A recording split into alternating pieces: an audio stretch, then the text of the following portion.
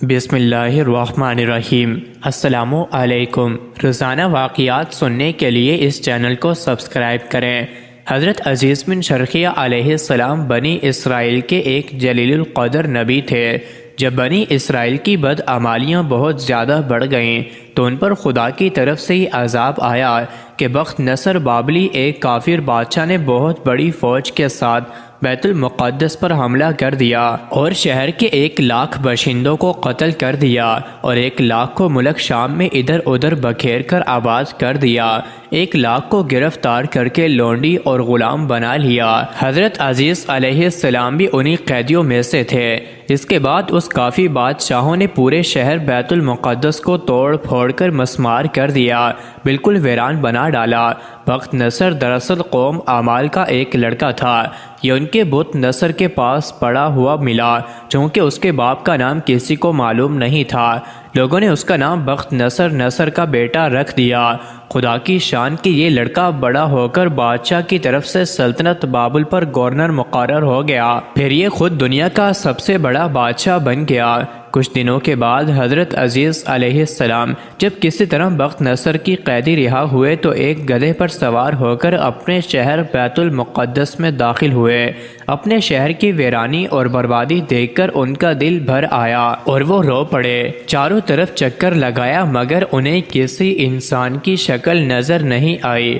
ہاں یہ دیکھا کہ وہاں کے درختوں پر خوب زیادہ پھل آئے ہیں جو پک کر تیار ہو چکے ہیں، مگر کوئی ان پھلوں کو توڑنے والا نہیں ہے۔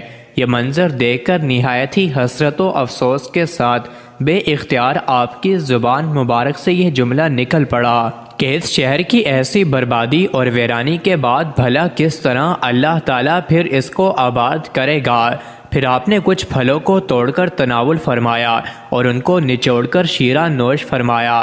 پھر بچے ہوئے پھلوں کو اپنے جھولی میں ڈال دیا اور بچے ہوئے انگور کے رس کو اپنی مشک میں بھر لیا اور اپنے گدھے کو ایک مضبوط رسی سے باندھ کر آپ ایک درخت کے نیچے لیٹ کر سو گئے۔ اسی نیند کی حالت میں آپ کی وفات ہو گئی اور اللہ تعالیٰ نے درندوں، پرندوں، چرندوں اور جنوں انسان سب کی آنکھوں سے آپ کو اوجھل کر دیا کہ کوئی آپ کو نہ دیکھ سکا، یہاں تک کہ 70 برس کا زمانہ گزر گیا۔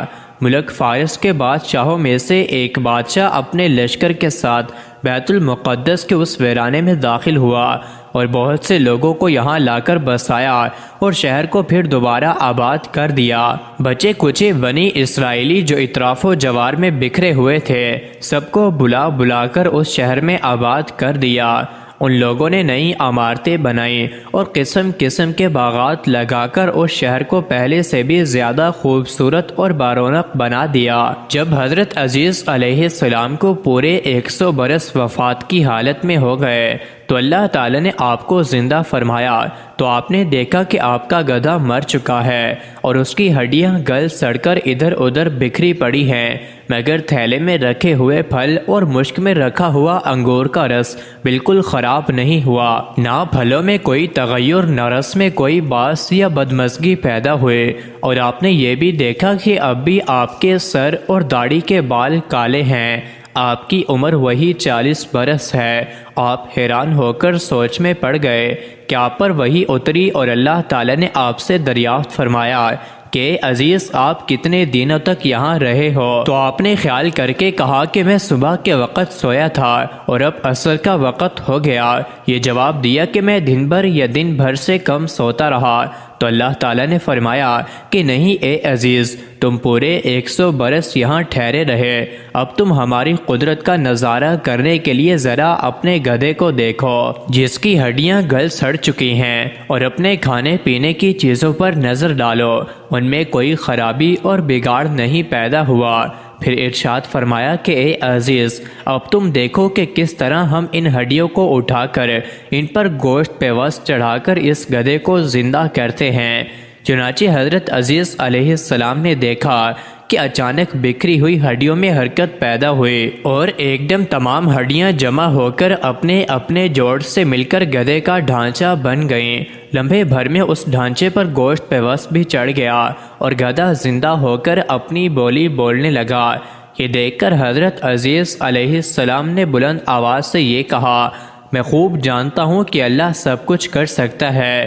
اس کے بعد حضرت عزیز علیہ السلام سفر فرما کر اس جگہ پہنچ گئے جہاں 100 برس پہلے آپ کا مکان تھا۔ نہ تو کسی نے آپ کو پہچانا، نہ آپ نے کسی کو پہچانا۔